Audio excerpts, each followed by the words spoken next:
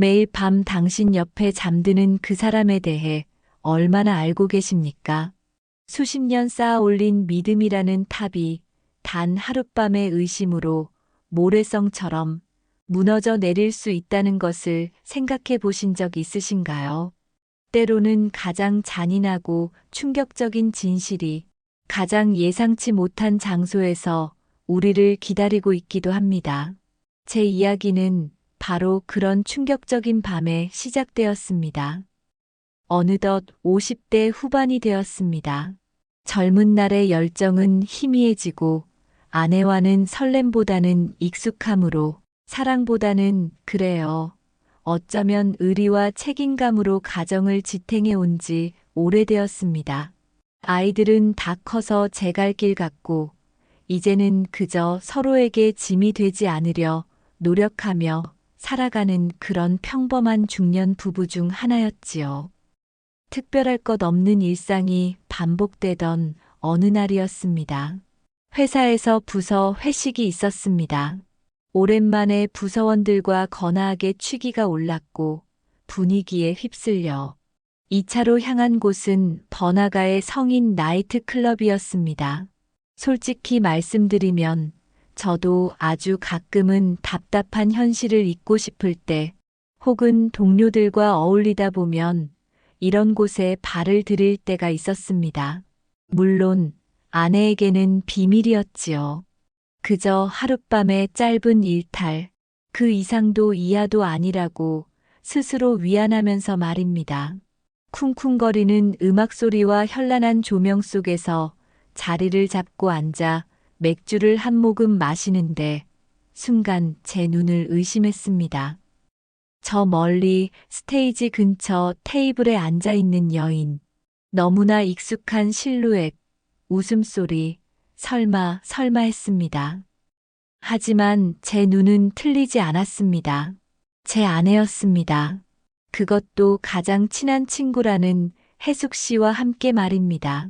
머릿속이 하얗게 비어버리는 느낌이었습니다. 아내가 이런 곳에 친구 모임이 있다고 조금 늦을 거라고 말하고 나갔던 아내가 왜 여기에 있는 걸까? 심장이 미친 듯이 뛰기 시작했습니다. 차라리 잘못 본 것이기를 바랐지만 아내는 자리에서 일어나 웨이터의 안내를 받아 다른 테이블로 향했습니다. 그리고 잠시 후 처음 보는 남자와 어깨를 감싸 안고 몸을 밀착한 채 소위 말하는 끈적이는 브루스를 추고 있었습니다. 얼굴에는 제가 한 번도 본 적 없는 낯선 미소가 걸려 있었습니다. 온몸의 피가 싸늘하게 식는 것 같았습니다. 배신감과 분노가 치밀어 올랐지만 동시에 기묘한 감정이 저를 붙잡았습니다. 나는 여기에 왜 와 있는가? 저 역시 아내를 속이고 이곳에 와서 낯선 여자들과 부킹을 기다리고 있지 않았습니까? 물론 저는 선을 넘을 생각은 추호도 없었다고 변명할 수 있겠지만 아내를 향해 당당하게 소리칠 자격이 제게 있는 걸까요? 그 혼란 속에서 저는 아무것도 할 수 없었습니다. 그저 어둠 속에 몸을 숨긴 채 충격에 빠져 아내를 지켜볼 뿐이었습니다. 아내는 혜숙 씨와 번갈아 가며 여러 남자들과 부킹을 했고 마치 물 만난 고기처럼 즐거워 보였습니다. 제가 알던 아내의 모습과는 너무나도 달랐습니다. 가정에 충실하고 조용했던 사람. 제게는 늘 무뚝뚝하고 피곤해 보였던 아내가 저렇게 환하게 웃으며 낯선 남자와 몸을 부비고 있다는 사실이 믿기지 않았습니다. 어느 순간 아내는 한 남자와 함께 홀에서 사라졌습니다. 아마도 룸으로 불려 들어간 것이겠지요. 더 이상 지켜볼 수가 없었습니다. 아니, 지켜볼 용기가 없었습니다. 시간이 얼마나 흘렀을까? 부서 사람들은 10시가 넘자 자리에서 일어섰습니다. 저는 몸이 좋지 않다는 핑계를 대고 먼저 가보겠다고 말한 뒤 택시를 타는 척하며 클럽 근처 어둠 속에 몸을 숨겼습니다. 아내가 언제 나오는지, 누구와 함께 나오는지 확인해야만 했습니다. 밤 11시가 넘었을까? 클럽 입구에서 아내와 혜숙 씨가 낯선 남자 2명과 함께 나오는 모습이 보였습니다. 그들은 뭐가 그리 즐거운지 웃고 떠들며 근처 해장국집으로 들어갔습니다. 한 잔 더 하려는 모양이었습니다. 저는 해장국집 건너편에 차가운 밤 공기를 맞으며 서 있었습니다. 30분쯤 지났을까요? 아내와 혜숙 씨는 남자들을 뒤로 하고 나와 택시를 잡아탔습니다. 저는 뒤따라 다른 택시를 타고 집으로 향했습니다. 혜숙 씨를 먼저 내려주고 온 것인지 제가 아내보다 먼저 집에 도착했습니다. 잠시 후 아내가 현관문을 열고 들어섰습니다. 제 눈치를 살피는 기색은 전혀 없었습니다. 그저 친구랑 오랜만에 수다 떨었더니 피곤하네. 먼저 씻고 잘게. 라는 말만 남기고 욕실로 들어갔고 이내 잠자리에 들었습니다. 그 태어남에 저는 또 한 번 할 말을 잃었습니다. 그날 밤 저는 뜬 눈으로 밤을 지새웠습니다. 옆에서 새근새근 잠든 아내의 얼굴을 보며 조금 전 나이트클럽에서 봤던 그 낯선 여자의 모습을 떠올렸습니다. 배신감, 분노, 그리고 한편으론 오죽했으면 하는 복잡한 마음. 우리 부부 관계는 이미 오래전에 금이 가 있었던 건 아닐까? 어쩌면 나 역시, 아내 역시 외로웠던 건 아닐까? 하지만 눈앞에서 목격한 그 장면은 제 머릿속을 떠나지 않았습니다. 아슬아슬한 마음의 줄다리기가 시작된 것입니다. 이제 저는 어떻게 해야 할까요? 이대로 묻어야 할까요? 아니면 판도라의 상자를 열어야 할까요? 그날 이후 제 마음속에는 의심이라는 괴물이 자라나기 시작했습니다. 그날 밤 이후 제 일상은 송두리째 흔들렸습니다. 아내의 잠든 얼굴 위로 나이트클럽의 현란한 조명 아래 춤추던 그 낯선 모습이 겹쳐 보였습니다. 함께 식탁에 앉아 밥을 먹으면서도 TV를 보면서도 머릿속은 온통 그날 밤의 잔상으로 가득했습니다. 아무렇지 않은 척, 평소와 같은 남편인 척 연기하는 것은 지옥과도 같았습니다. 아내는 눈치가 없는 건지 아니면 제 속을 훤히 들여다보면서도 모른 척하는 건지 너무나 태연했습니다. 그 평온함이 저를 더욱 비참하게 만들었지요. 며칠 밤낮을 고민했습니다. 당장 아내의 멱살이라도 잡고 따져 물어야 하는 걸까? 그날 밤 거기서 뭘 한 거냐? 누구랑 있었냐? 소리치고 싶었습니다. 하지만 다음 장면이 두려웠습니다. 아내의 변명, 혹은 적반하장, 그리고 이어질 끝없는 싸움과 어쩌면 돌이킬 수 없는 파국. 이 나이에 이혼이라는 꼬리표를 달고 싶지도 않았고 무엇보다 수십 년간 의리로 지켜온 이 가정을 내 손으로 깨뜨리고 싶지 않았습니다. 비겁하다 생각하실지 모르겠습니다. 하지만 그땐 그게 제 진심이었습니다. 아니면 흥신소라도 고용해서 아내의 뒷조사를 해야 할까? 생각만 해도 끔찍했습니다. 아내의 모든 것을 캐내려 드는 제 모습이 너무 추악하게 느껴졌습니다. 게다가 만약 제가 감당할 수 없는 진실과 마주하게 된다면 차라리 모르는 편이 나을지도 모른다는 생각마저 들었습니다. 중년 후반이면 그럴 수도 있지 않을까. 나도 가끔은 스스로를 기만하는 생각들이 스멀스멀 피어올랐습니다. 그래요. 어쩌면 그날 밤은 정말 우연히 친구 손에 이끌려 딱 한 번 가본 것일지도 모릅니다. 제가 너무 예민하게 반응하는 것일 수도 있고요. 결국 저는 침묵을 선택했습니다. 일단은 덮어두기로 마음먹었습니다. 대신 아내에게 슬쩍 떠보듯 말했습니다.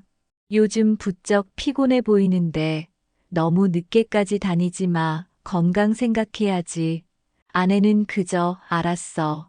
신경을 다 써주고 고맙네.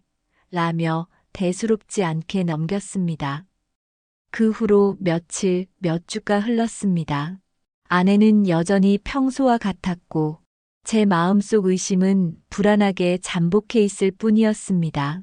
이대로 시간이 흐르면 잊힐 수 있을까 애써 희망을 가져보려 했습니다. 하지만 그 불안한 평화는 오래가지 못했습니다. 어느 날 저녁 아내가 망설이듯 입을 열었습니다.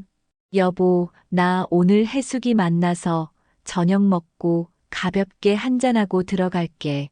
피곤하면 먼저 자요. 그 말을 듣는 순간 제 심장이 다시 쿵 내려앉았습니다. 또 해숙이랑 그날 밤의 기억이 섬광처럼 되살아났습니다. 친구와 가볍게 한잔한다는 그 말이 이제는 다르게 들렸습니다. 혹시 오늘도 걷잡을 수 없는 의심과 불안감이 온몸을 휘감았습니다. 더 이상은 안 되겠다 싶었습니다. 모르는 척 덮어두는 것도 혼자 속을 끓이는 것도 이제 한계였습니다. 확인해야 했습니다. 내 눈으로 직접 그것이 어떤 결과를 가져오든 더 이상 이 불안 속에서 살 수는 없었습니다. 저는 아내가 나간 뒤 잠시 망설이다 옷을 챙겨 입고 집을 나섰습니다. 발걸음은 자연스럽게 그날 밤의 그 나이트 클럽으로 향하고 있었습니다. 이번에는 부서 회식 때문도 호기심 때문도 아니었습니다. 오직 진실을 확인하겠다는 비장한 각오뿐이었습니다. 밤 10시가 조금 넘은 시간. 익숙하지만 이제는 불길하게 느껴지는 그곳에 도착했습니다. 입구에서 잠시 숨을 골랐습니다. 심장이 터질 것처럼 뛰었습니다. 클럽 안으로 들어서자 요란한 음악과 담배 연기가 뒤섞여 저를 맞았습니다. 어두운 조명 아래 홀을 둘러보던 제 눈에 또다시 그 모습이 들어왔습니다. 입구 근처 테이블에 앉아 낯익은 웨이터와 반갑게 인사를 나누는 아내와 혜숙 씨 역시나였습니다. 그들은 한두 번 온 솜씨가 아니었습니다. 멀리서 자세히 보니 그 웨이터는 마치 그들 지정인 것처럼 살갑게 굴고 있었습니다. 자주 오는구나, 아주 익숙한 곳이구나. 확인 사살을 당한 기분이었습니다. 온몸에 힘이 빠져나가는 것 같았습니다. 하지만 동시에 차가운 분노와 함께 기묘한 결심이 제 안에서 고개를 들었습니다. 이대로 돌아설 수는 없다. 어설프게 집에서 따져봤자 변명만 늘어놓을 게 뻔하다. 여기서 바로 이 현장에서 끝을 봐야 한다. 더 이상 피할 곳도 물러설 곳도 없다는 생각이 들었습니다. 이 나이에 더 이상 무엇을 바랄까? 그저 아내가 가정을 지키며 지금처럼만 살아주었으면 하는 바람뿐이었는데, 하지만 이대로는 안 된다. 더 깊이 알면 마음만 복잡해질 거라는 생각은 이제 접어야 했습니다. 저는 결심했습니다. 저는 비틀거리는 걸음으로 홀을 가로질러 한쪽 구석에 있는 룸 안내 데스크로 향했습니다. 그리고 지갑에서 두둑하게 현금을 꺼내 웨이터에게 건넸습니다. 나지막하지만 단호한 목소리로 말했습니다. 룸 하나 잡아주시오. 그리고 저기 저 여자분 좀 조용히 이쪽으로 모셔다 주실 수 있겠소? 제 손가락은 정확히 웃고 떠들고 있는 제 아내를 가리키고 있었습니다. 웨이터는 잠시 놀란 듯 했지만 이내 능숙하게 고개를 끄덕였습니다. 이제 주사위는 던져졌습니다. 저는 차갑게 식어가는 심장을 애써 다독이며 배정된 룸으로 들어가 홀로 아내를 기다리기 시작했습니다. 문이 열리고 아내가 들어올 때 나는 과연 어떤 표정을 짓고 무슨 말을 해야 할까요? 룸 안에 들어서자 바깥의 소란스러움은 두꺼운 문에 막혀 희미한 저음의 울림으로만 남았습니다. 어둡고 폐쇄된 공간. 값비싸 보이는 소파와 테이블이 놓여 있었지만 제게는 차가운 취조실처럼 느껴졌습니다. 앉지도 서지도 못한 채 저는 좁은 룸 안을 초조하게 서성였습니다. 심장은 갈비뼈를 부술듯이 뛰었고 입술은 바짝바짝 말라갔습니다. 무슨 말을 먼저 꺼내야 할까? 어떻게 반응해야 할까? 머릿속에서는 수백 가지의 시나리오가 그려졌다 지워지기를 반복했습니다. 혹시 아내가 눈물을 쏟으며 용서를 빌면, 아니면 오히려 내게 잘못을 뒤집어 씌우려 들면, 시간은 마치 멈춰버린 듯 더디게 흘러갔습니다. 30분 아니, 그보다 훨씬 긴 시간처럼 느껴졌습니다. 똑똑, 노크 소리와 함께 드디어 룸문이 열렸습니다.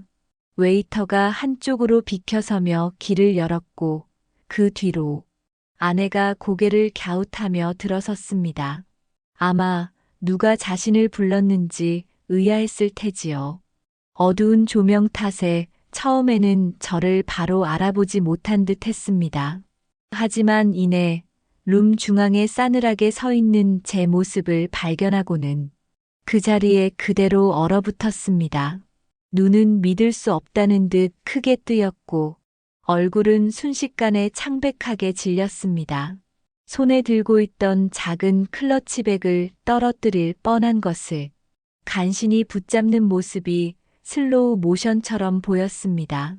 그 짧은 순간의 경직. 하지만 아내는 생각보다 빨리 평정을 되찾았습니다. 언제 얼어붙었냐는 듯 굳어진 표정으로 제게 시선을 고정했습니다. 그리고는 차갑게 가라앉은 목소리로 먼저 입을 열었습니다. 당신이 여기는 어쩐 일이야? 마치 제가 이곳에 있어서는 안 될 불청객이라도 되는 것처럼. 그 당돌함의 순간 말문이 막혔지만 저는 애써 침착함을 유지했습니다. 여기서 무너지면 안 된다고 스스로를 다잡았습니다. 저는 아무 말 없이 옆에 있는 소파를 턱짓으로 가리켰습니다. 앉아. 제 목소리는 생각보다 차분하게 흘러나왔습니다. 아내는 잠시 망설이는 듯 했지만 이내 제 옆자리가 아닌 맞은편 소파에 뻣뻣하게 걸터 앉았습니다. 여전히 저를 경계하며 탐색하는 듯한 눈빛으로 바라보고 있었습니다. 방 안에는 숨막히는 침묵만이 감돌았습니다. 저는 테이블 위에 놓인 술병을 들어 잔을 채웠습니다. 제 잔을 먼저 채우고 아내의 잔에도 술을 따랐습니다. 찰랑이는 소리만이 정적을 갈랐습니다. 그리고 잔을 들어 아내를 바라보며 준비했던 말을 꺼냈습니다. 지난번에도 다 봤어. 당신이 여기서 뭘 하고 있었는지. 아내의 눈동자가 파르르 떨리는 것이 보였습니다. 그리고 오늘 다시 확인하러 왔어. 내 눈으로 직접. 아내는 입술을 깨물 뿐 아무런 대답도 하지 않았습니다. 굳게 담은 입술과 싸늘하게 식은 눈빛. 그 속에서 어떤 감정이 소용돌이치고 있는지 저는 감히 짐작할 수 없었습니다. 오랜 침묵 끝에 아내가 다시 입을 열었습니다. 이번에는 도전적인, 아니, 모든 것을 체념한 듯한 목소리였습니다. 그래서 볼 건 다 봤겠네. 이제 어떻게 하고 싶어. 그 말이 제 가슴에 비수처럼 날아와 박혔습니다. 어떻게 하고 싶냐고. 내가 당신에게 묻고 싶은 말인데. 하지만 아내는 오히려 공을 제게 넘겨버린 것입니다. 이 상황을 어떻게 마무리 지을지 결정은 당신에게 달렸다는 듯이 저는 대답 대신 술잔을 들어 단숨에 들이켰습니다. 뜨거운 알코올이 식도를 타고 내려가며 속을 태웠습니다. 그리고 아내 앞에 잔을 가리켰습니다. 아내는 잠시 저를 빤히 쳐다보더니 이내 말없이 잔을 들어 올렸습니다. 우리는 아무 말 없이 서로의 눈을 피하며 각자의 잔을 비웠습니다. 쿵쿵거리는 나이트클럽의 음악 소리가 벽 너머에서 아련하게 들려왔습니다. 이 기묘하고 비현실적인 공간 속에서 수십 년을 함께 살아온 부부는 이제 막다른 길 앞에 서 있었습니다. 저는 다시 술잔을 채웠습니다. 많은 생각이 머릿속을 스쳐 지나갔습니다. 분노, 배신감, 연민, 그리고 이 모든 것을 끝내고 싶은 피로감. 아내의 다음 말을, 그리고 제가 내려야 할 결정을 기다리며 잔을 든 손이 미세하게 떨리고 있었습니다. 이제 우리는 어디로 가야 하는 걸까요? 빈잔을 내려놓는 소리가 룸 안의 무거운 침묵을 갈랐습니다. 아내는 여전히 제 대답을 기다리고 있었습니다. 어떻게 하고 싶냐는 그 질문이 귓가에 메아리 쳤습니다. 수많은 감정이 교차했지만 결국 제 입에서 나온 말은 제 안의 가장 깊은 곳에 자리한 바람이었습니다. 어쩌면 그것은 사랑이 아니라 익숙함과 두려움, 그리고 책임감의 다른 이름일지도 몰랐습니다. 나는 가정을 지키고 싶어. 제 목소리는 갈라져 나왔습니다. 이 나이에 모든 걸 끝내고 싶지는 않아. 우리가 함께 쌓아온 세월이 있지 않아. 제 말에 아내는 놀란 듯 저를 바라보았습니다. 어쩌면 이혼을 요구하거나 최소한 격렬한 비난을 퍼부을 거라 예상했을지도 모릅니다. 아내의 눈빛이 흔들렸습니다. 굳게 닫혔던 입술이 살짝 열리며 낮은 목소리가 흘러나왔습니다. 나도 가정을 버릴 생각은 없어. 그 말과 함께 애써 유지하던 아내의 냉정한 표정이 무너지기 시작했습니다. 눈시울이 붉어졌지만 눈물은 흘리지 않았습니다. 대신 오랫동안 가슴속에 담아두었던 이야기들을 힘겹게 꺼내놓기 시작했습니다. 솔직히 말하면 나 너무 외로웠어. 아내는 테이블 위만 응시하며 말을 이었습니다. 당신은 일에만 빠져 살고 아이들은 다 떠나고 집에는 나 혼자 덩그러니 남겨진 기분이었어. 여자 김영숙이 아니라 그냥 누구 엄마, 누구 아내로만 사는 게 숨이 막혔어. 목소리가 점점 떨려왔습니다. 그러다 혜숙이랑 우연히 이곳에 오게 됐는데 여기 오면 이상하게 스트레스도 풀리고 시끄러운 음악 속에 몸을 맡기고 있으면 잠시나마 내가 살아있다는 느낌이 들었어. 그냥 그게 다였어. 정말이야. 아내의 고백을 들으며 저는 차마 아내의 얼굴을 볼 수 없었습니다. 외로움, 살아있다는 느낌. 그 말들이 제 가슴을 후벼 팠습니다. 언제부터였을까? 우리가 서로에게 외로운 섬이 되어버린 것이 언제부터 부부라는 이름 아래 서로의 삶에 무관심했던 걸까? 아내의 잘못을 추궁하기 전에 제 자신을 돌아보게 되었습니다. 우리는 너무 오랫동안 부부가 아닌 가족 혹은 동거인으로 살아왔던 것입니다. 밤이 찾아와도 서로에게 눈길 한 번 주지 않고 각자의 방으로 향했던 수많은 밤들. 그 침묵의 시간들이 아내를 이곳으로 내몬 것일지도 모른다는 생각이 들었습니다. 우리 너무 오랫동안 서로에게 소홀했어. 제가 어렵게 입을 열었습니다. 당신 탓만은 아닐 거야. 나 역시 남편으로서 부족한 점이 많았겠지. 부부로서의 관계가 멀어진 것도 사실이지. 아내는 그제야 고개를 들어 저를 바라보았습니다. 우리는 처음으로 이 문제에 대해 솔직하게 마주하고 있었습니다. 우리 서로 노력해봐. 다시 부부로서 살아갈 수 있도록 제안인지 다짐인지 모를 말이 흘러나왔습니다.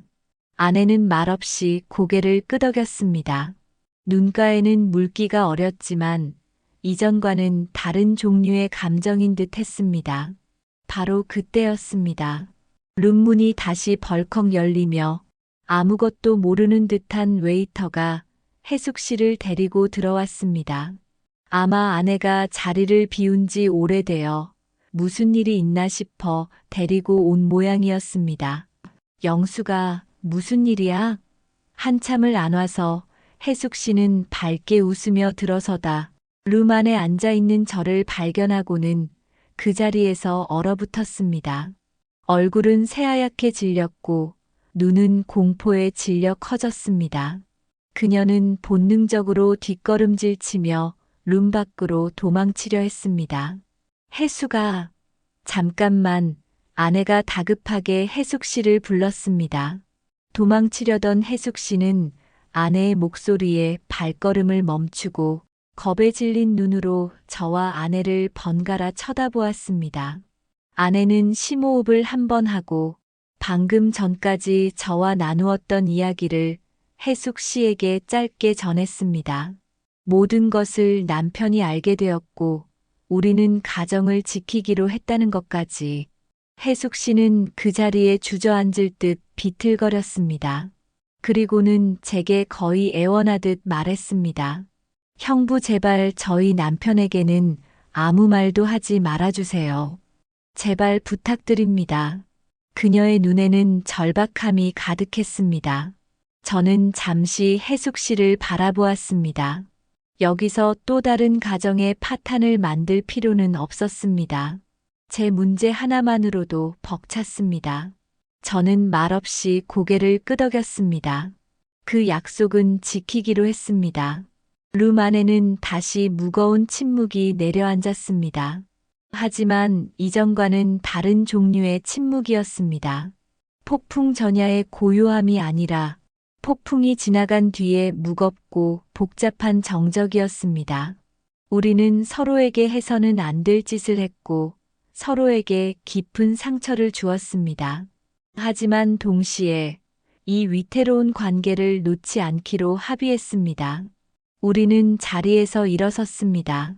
비틀거리는 혜숙 씨를 아내가 부축했습니다. 저는 먼저 룸문을 열고 밖으로 나섰습니다. 여전히 시끄러운 음악 소리와 번쩍이는 조명이 가득한 홀을 가로질러 우리는 클럽을 빠져나왔습니다. 차가운 밤 공기가 얼굴에 와 닿았습니다. 이제 막 길고 어려운 여정이 시작되려 하고 있었습니다. 과연 우리는 다시 예전으로 돌아갈 수 있을까요? 아니, 돌아가는 것이 아니라 새로운 관계를 만들어갈 수 있을까요? 그날 밤 나이트클럽을 나선 우리는 택시 뒷좌석에서 한마디도 나누지 않았습니다. 집으로 돌아오는 길은 천근만근 무겁고 어색했습니다. 현관문을 열고 들어선 집은 여느 때와 같았지만 그 안의 공기는 완전히 달라져 있었습니다. 마치 살얼음판을 걷는 듯한 며칠이 흘렀습니다. 서로의 눈치를 보고 필요한 말 외에는 입을 닫았습니다. 폭풍 같은 밤은 지났지만 그 여파는 쉽게 가라앉지 않았습니다. 하지만 그 숨막히는 침묵 속에서도 우리는 그날 밤 룸 안에서 했던 약속을 잊지 않았습니다. 가정을 지키자. 노력해보자. 먼저 변화가 필요했던 것은 어쩌면 저 자신이었는지도 모릅니다. 아내의 외로움을 탓하기 전에 저는 제 아내 문제를 직시해야 했습니다. 솔직히 고백하자면 50줄에 들어서면서 제 몸은 예전 같지 않았습니다. 남성으로서의 기능이 눈에 띄게 떨어졌고 그 사실이 저를 위축시켰습니다. 잠자리를 피하게 된 것도 아내에게 무관심하게 보였던 것도 어쩌면 거기서부터 시작된 건지도 모릅니다. 아내는 제가 더 이상 자신에게 매력을 느끼지 못한다고 관심이 없다고 생각했던 것이지요. 그 오해가 아내를 더 깊은 외로움 속으로 밀어 넣었을 테고요. 큰 용기가 필요했습니다. 하지만 더 이상 외면할 수는 없었습니다. 저는 아내에게 솔직하게 제 고민을 털어놓았고 며칠 뒤에는 아는 사람의 소개를 받아 비뇨기과를 찾아갔습니다. 의사 선생님은 제 나이 또래의 흔한 일이라며 요즘은 좋은 치료법과 약들이 많아 걱정할 것 없다고 심지어 70대에도 얼마든지 가능하다고 격려해 주셨습니다. 반신반의하며 처방받은 약을 복용하고 놀라운 변화를 경험했습니다. 말로만 듣던 것과는 차원이 달랐습니다. 물론 20대의 혈기는 아니었지만 30대 시절에 왕성했던 때로 돌아간 듯한 자신감을 되찾을 수 있었습니다. 가장 중요했던 것은 아내와의 관계 변화였습니다. 저희 부부는 아주 오랜만에 다시 부부로서 서로를 마주할 수 있게 되었습니다. 어색함과 망설임으로 시작했지만 점차 서로의 체온을 느끼고 눈을 맞추고 대화를 나누는 시간이 늘어났습니다. 아내의 얼굴에도 조금씩 예전의 웃음이 돌아오기 시작했습니다. 무엇보다 아내가 친구들과 밤늦게 술을 마시는 일이 눈에 띄게 줄었습니다. 더 이상 밖에서 위안을 찾을 필요가 없어진 것이겠지요. 그 변화가 제게는 무엇보다 큰 기쁨이자 안도감을 주었습니다. 시간이 조금 흐른 뒤 아내를 통해 혜숙 씨의 사정도 듣게 되었습니다. 그녀 역시 남편과의 관계 문제로 힘들어하고 있었다는 것을요. 마침 부부 동반으로 식사할 기회가 있었는데 몇 번 만나 이야기를 나누다 보니 혜숙 씨 남편 역시 저와 비슷한 고민을 안고 있다는 것을 알게 되었습니다. 저는 제 경험을 조심스럽게 이야기하며 용기를 내어 상담을 받아볼 것을 적극적으로 권했습니다. 그들 부부도 저희처럼 다시 행복해지기를 진심으로 바라는 마음에서였습니다. 물론 모든 것이 완벽하게 예전으로 돌아간 것은 아닙니다. 그날 밤 아내가 보여주었던 낯선 모습, 그리고 그 이전에 제가 알지 못하는 또 다른 일들이 있었을지도 모른다는 의심의 그림자가 완전히 사라진 것은 아닙니다. 솔직히 가끔은 궁금하기도 합니다. 하지만 저는 이제 그 과거를 파헤치려 하지 않습니다. 중요한 것은 과거가 아니라 현재 그리고 미래라고 믿기 때문입니다. 지금 제 옆에는 다시 저를 보며 웃어주는 아내가 있고 우리는 서로를 위해 노력하고 있습니다. 깨어진 신뢰를 다시 쌓아 올리는 일이 쉽지는 않겠지만 우리는 함께 그 길을 걸어가기로 선택했습니다. 인생이라는 항해에는 예기치 못한 폭풍우가 찾아오기도 합니다. 서로에게 상처를 주고 믿음이 조각나 흩어지기도 하지요. 하지만 중요한 것은 폭풍우가 지나간 뒤에도 서로의 손을 놓지 않으려는 의지, 그리고 함께 나아가려는 노력 아닐까요? 늦었다고 생각할 때가 어쩌면 가장 빠른 때일지도 모릅니다. 저희 부부처럼 지금 여러분의 관계에도 새로운 희망의 빛이 찾아들기를 응원합니다. 시청해 주셔서 감사합니다.